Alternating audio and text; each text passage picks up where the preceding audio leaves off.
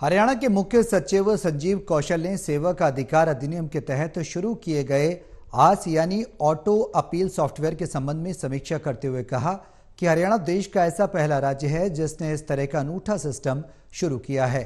सेवक अधिकार अधिनियम के तहत मिलने वाली सेवाओं की समयावधि की जानकारी नागरिकों तक पहुंचाने और उन्हें जागरूक करने के लिए ये निर्णय लिया गया है।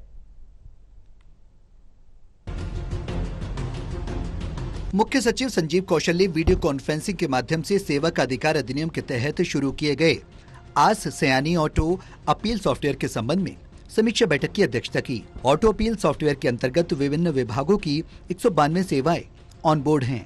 मुख्य सचिव ने कहा कि सेवा वितरण में पारदर्शिता और जवाबदेही सुनिश्चित करके सरकारी सिस्टम में क्रांतिकारी बदलाव लाने के लिए मुख्यमंत्री श्री मनोहर लाल ने ऑटो अपील सॉफ्टवेयर की शुरुआत की है, ताकि नागरिकों के कार्य एक निर्धारित समय सीमा के अंदर हों।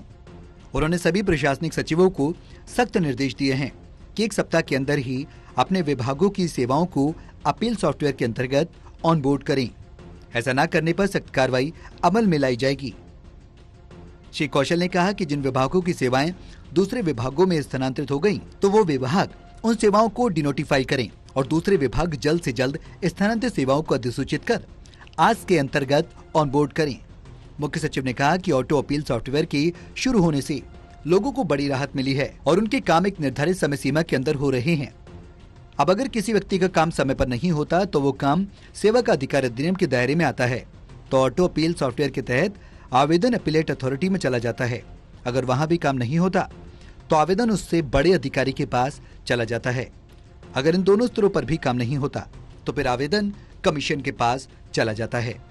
Anil Kumar, total news, Chandigarh.